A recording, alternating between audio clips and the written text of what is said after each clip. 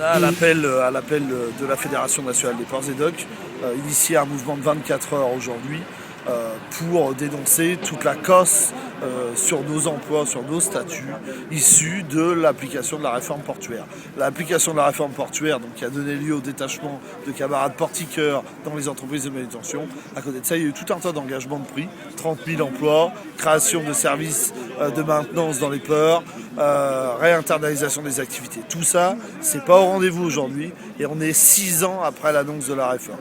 Donc aujourd'hui, les politiques, les patrons reviennent sur la place en disant la réforme nous a coûté cher, les trafics promis pour la réforme, on les a pas, ils sont pas au rendez-vous. Donc maintenant, il va falloir qu'on économise sur la masse salariale encore présente dans les ports, sur les activités et tout ce que vous faites aujourd'hui, on va l'économiser pour pouvoir payer ce surcoût lié à la réforme. Sauf que la réforme à l'origine, on l'a jamais voulu.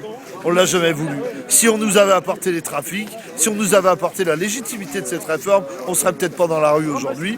Voilà, il s'est passé des choses, on a eu du mal à avaler le détachement des portiqueurs et tout ça. On ne va pas avaler aujourd'hui la cause des services de maintenance, la cause des services des ports, la cause des statuts, la cause des emplois et la non-application des statuts conventionnels, des conventions collectives. Qu'est-ce que vous pensez aussi de la réaction des gens?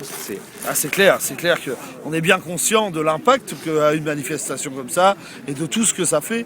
Sauf qu'il faut que chacun se remette vraiment à réfléchir sur le fait que si aujourd'hui on est dans la rue, c'est parce qu'on n'est pas entendu dans nos places portuaires et sur toutes nos revendications, et que si on ne fait pas du bruit, si on bouge pas, si on brûle pas un peu de pneus, on n'est jamais autour de la table. Alors, c'est pas à nous de changer. C'est pas à nous de s'inscrire dans ce fameux dialogue social, c'est à eux de redéfinir un petit peu leurs priorités et de faire en sorte que les salariés actuellement présents, tous les salariés, rouennais à vrai, c'est la première richesse des entreprises. Sans ces salariés-là, les entreprises crèveront et les investisseurs, ils iront ailleurs. Donc, il faut des investisseurs, il faut des structures, il faut du public et il faut des salariés pour faire vivre tout ça. Si l'un des maillons de cette chaîne-là est absent, ça ne peut pas marcher.